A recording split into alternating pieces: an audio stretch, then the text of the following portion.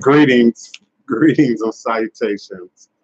I will be forward with you momentarily, and then I must move forward with my services and consultations for the day. I am because my creators are all powerful and receptive to all that operates for my good here and now in this divine moment in time and space. I am because my ancestors are. I stand on the shoulders of mighty, mighty ancestors. I create and recreate my divine destiny, and I am because my creators are. Without beginning or ending, I am eternal, all powerful. I am endless. You are now sitting live and always in archive at your leisure and convenience with the Divine Prince, Pan-African spiritualist, practitioner, author, and advisor, Alagoon, Oloye, Hoodoo, Obeya, Bokur, sharing with you in all things spiritual, mystical, metaphysical, cosmic, evolutionary, revolutionary, healing, and holistic for our Pan-African Hoodoo world spiritualist perspective, understanding that all is truly and indeed a blessing if you can just see beyond the veils, for it is all just an illusion and a test and one of the greatest divine mysteries of this life cycle. This is my constant prayer, my mantra, affirmation, reverberation, reiteration, and my personal ever-living reality. It is crucial to the very foundation of my inner being, my inner standing, my walk, my work, my demonstration along this divine, all blessed life path and journey. It is how I, the Divine Prince, make sense out of all that we are challenged with here in our daily existence on Mother, Father Earth. And it is my personal place of power and inner standing. The place from where I begin, the place from where I realize and crystallize all my endeavors, understanding that I and I alone create and co-create my divine destiny, and I alone create and co-create my divine, all blessed reality. And so it is. Ashe. Greetings, welcome. Thank you, each and every one of you, for being present here at high noon U.S. Central Standard Time in the middle of your day to be here for the revolutionary Voodoo, New Orleans Voodoo secrets and recipes here utilized in YouTube Live. I am grateful for your attendance. I am even more humbled by your participation. Today I want to talk about black magic, dark magic, and light workers. As always, there's a little bit of shade to my title. And the shade is implied in the definition and your understanding, your inner standing of the definition. First and foremost, black magic, dark magic are not the same thing. They're not even in the same ballpark. And when we talk about black magic, let's be clear about what that is. Black magic is a direct response to Christianity, Islamicism, Judaism, and the Western thought process. Implicit in that thought process is that anything outside of those main world traditions is evil. It's darkness. It's dark-sided. It's wicked. It's satanic. And I want to clarify what that truly and indeed is. First of all, there's no such thing as white magic, black magic, per se. And if there is a such thing, you are either a worker of white magic or you are a worker of black magic. Black magic implies witchcraft at its most basic level.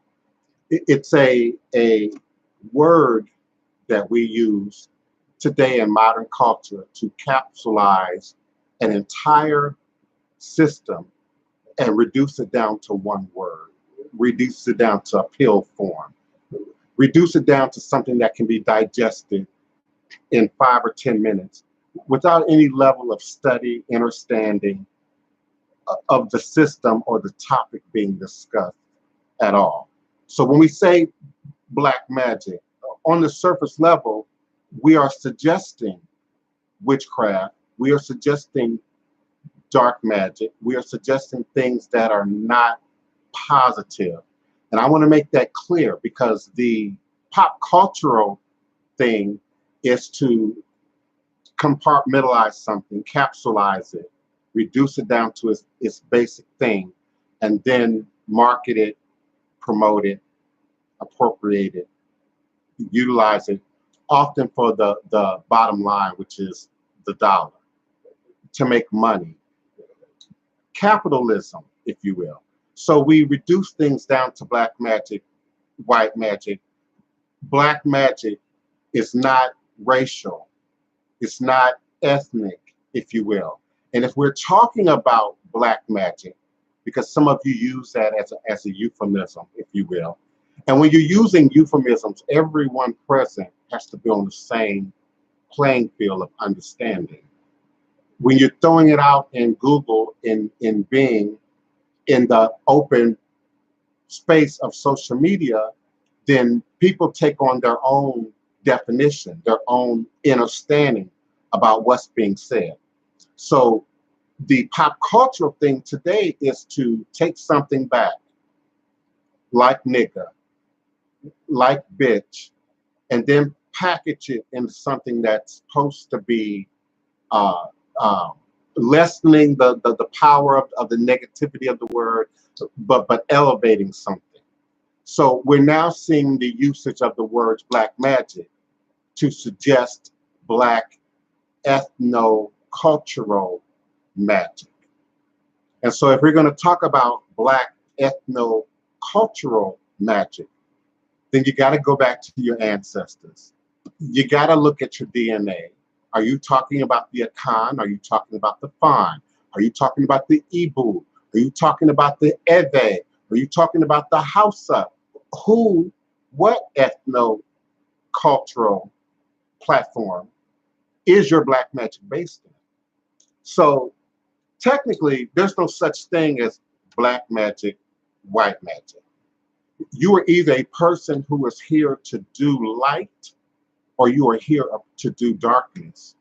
You are either a person who is here to correct, to heal, to build, to prosper, or you are here to do the exact opposite, which is what is implied when we use terms like black and white, left-handed, right-handed magic.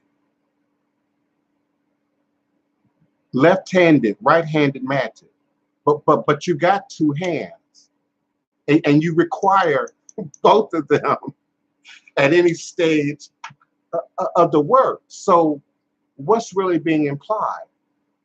What's being implied is appropriation, bastardization, commercialization, popularization, and the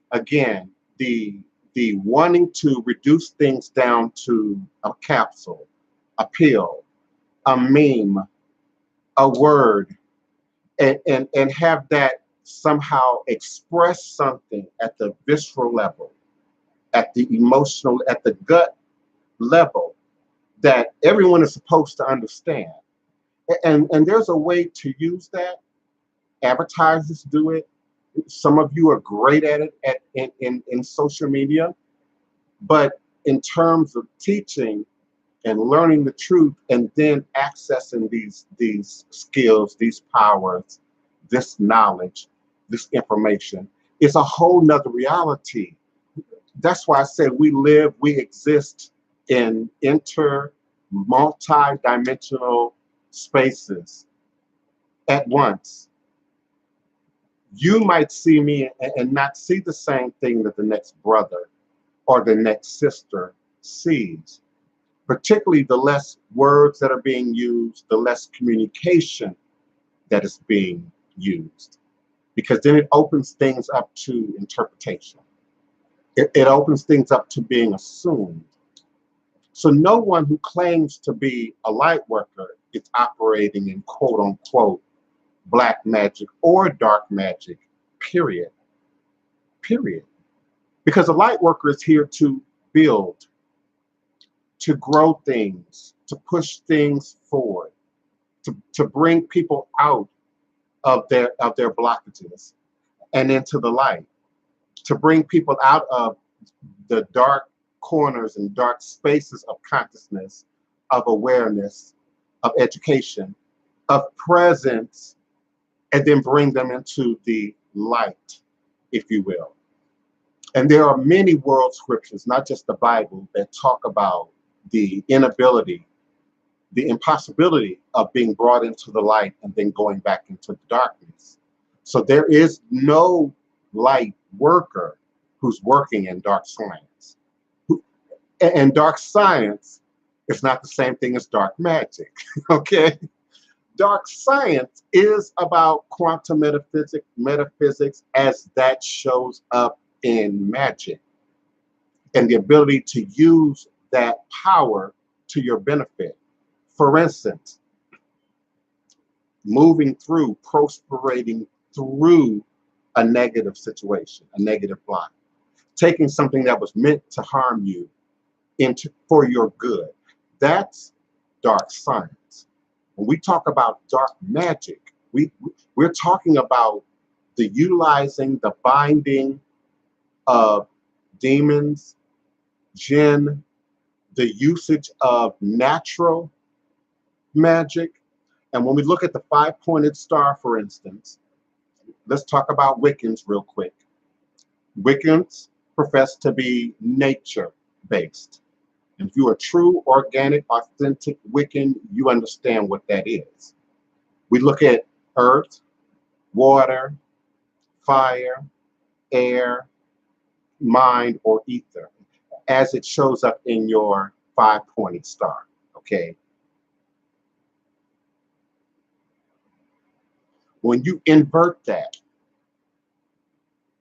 the goat head symbol is invoked.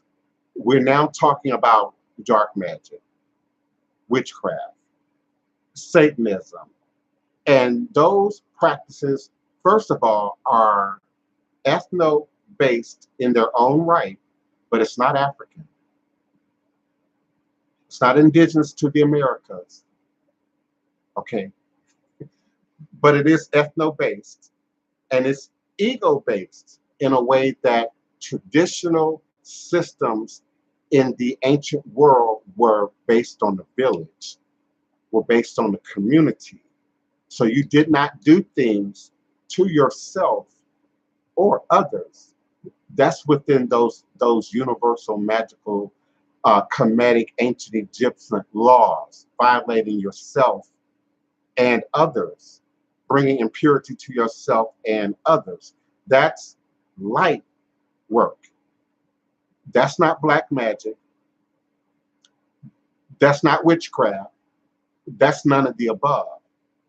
There's a place of ego that happens with witchcraft, because there's a place where you control, you seek control, you seek dominance, you seek the shortcut, you seek access to something that might not be rightfully yours if we were to divine it through the fire, if we were to pass it through the prism of quartz crystal, for instance, because ego can't pass through that. You can't bring selfishness, selflessness, as it relates to only focusing on what you want, what you need, what you require, what you can get out of it, to the fault of nature. Because those who understand nature knows that nature is cyclical. What you send out comes back to you. What you give, you get. What you feed, what you promote, what seeds you plant and nurture, okay, then you don't plant cotton seeds and expect the apple tree to grow. But when we start looking at dark magic, black magic in its rightful understanding, uh, Satanism. All of these practices are about ego and control and subverting nature, subverting the power of light, however you choose to call that. This ain't about God and the devil right now. That's biblical. That's Christian. That's Islamic. I'm talking about magic here and the laws of magic as they relate to the realities of the laws of magic. And when we talk about the laws of magic, we also have to have an understanding. And I know metaphysics, quantum metaphysics, science, all of that is new to some of us. Some of us resist that. I remember back in the day, seventh grade, eighth grade, science, math from their perspective made no sense to me. It was only after I got into quartz crystal that I began to go to the library and start seeking out math books, earth science books, biology books, chemistry books, physics books, and wondering why my educators didn't make this connection. And if they did, why they weren't feeding the populace with that. Why weren't they giving us that? And so then I began, and remember now, I'm talking about junior high, senior high school, all before I was 18 years old. Then I began to look at occultism and what that connection was. One, why was that being blacked out? Why was that being castigated and demonized? What's there that they don't want me to see? But two, what's the truth about what's there? So there is no escaping the homework in this. There's no way. I don't care what path you choose. I don't care what system you're drawn to. I don't care which culture, speaks to you at the heart level. There is no way around any of this without doing the homework. There's no way. There's absolutely no way. It is more than buying a crystal. It's more than burning a candle. It's more than owning a deck of tarot cards.